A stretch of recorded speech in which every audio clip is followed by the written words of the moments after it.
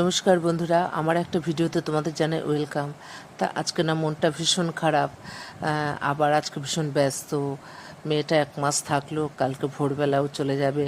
ভোরবেলা 7টার সময় ওকে এয়ারপোর্টে ছাড়তে যাব। তা তার জন্য ওকে কিছু রান্না করে দেবো বলেই আজকে একটু ব্যস্ত। কেন গিয়েই যাতে ও ঘরের রান্না টান্না খেতে পারে দুদিন, তার জন্য একটু বেশি করেই রান্না করে দেবো। তা মেয়ে বাটা মাছটা ভীষণ ভালোবাসে বলে আজকে বাটা মাছ দিয়ে আলু বেগুন টমেটো দিয়ে ঝোল করব।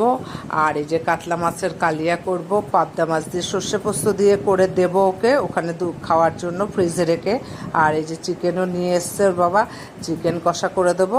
তা মেয়ে বলল না, চিকেন কষা আর ফ্রাইড রাইস করে দাও, কালকে সারাদিন খাবো, আর মাছগুলো ভেজে দাও, আমি পরে রান্না করে নেব।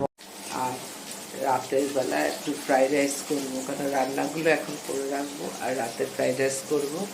মানে কালকে যাতে ও গিয়ে মানে ফ্রাইড রাইস আর চিকেন কষা করবো যে সেটা খেতে পারে দুবেলা। তা এই রান্না ছাড়াও তো নাড়ু টাড়ু অনেক কিছু করে দিয়েছি, মানে ওকে যেমন করে দিয়েছি ছেলের জন্যও কালকে কুরিয়ারে পাঠাবো।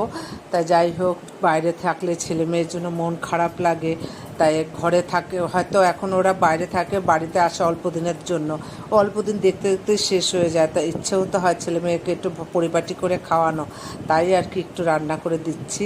আর ছেলেকে তো রান্না পাঠাতে পারবো না, ওকে নাড়ু টাড়ু সব কুরিয়ার করে পাঠাবো।